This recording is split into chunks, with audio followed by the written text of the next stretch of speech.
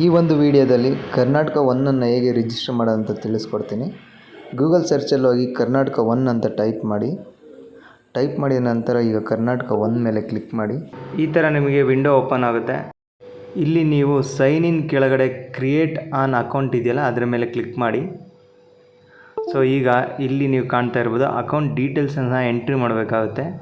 ಅಂದರೆ ನೀವು ಹೊಸದಾಗಿ ಕ್ರಿಯೇಟ್ ಮಾಡಬೇಕು. ಇಲ್ಲಿ ನಿಮ್ಮ ಹೆಸರನ್ನು ಟೈಪ್ ಮಾಡಿ, ಆಮೇಲೆ ಮುಂದೆ ಒಂದು 2 ನಂಬರನ್ನು ಕೊಡಿ. ಆ ಫಾರ್ಮ್ಯಾಟು 5 ಕ್ಯಾರೆಕ್ಟರ್ಗಿನ್ನ ಕೆಳಗಡೆ ಇರಬೇಕು. ಪಾಸ್ವರ್ಡು ನಿಮ್ಮ ನೇಮ್ ಮುಂದೆ @123 ಟೈಪ್ ಮಾಡಿ.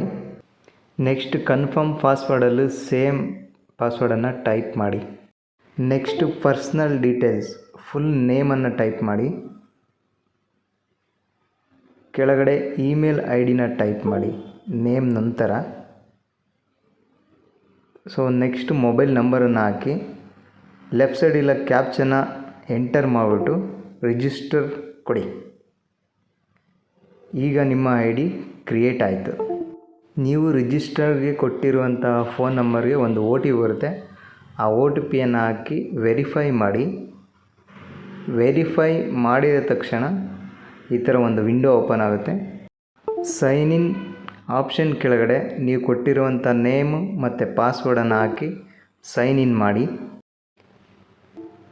ಸೈನ್ ಇನ್ ಆದ ತಕ್ಷಣ ನಿಮ್ಮ ಡಿಸ್ಟಿಕ್ಕನ್ನು ಸೆಲೆಕ್ಟ್ ಮಾಡಿ. ಇಲ್ಲಿ home, about us, services offered ಅಂತ ಇದೆಯಲ್ಲ ಅದ್ರ ಮೇಲೆ ಕ್ಲಿಕ್ ಮಾಡಿ.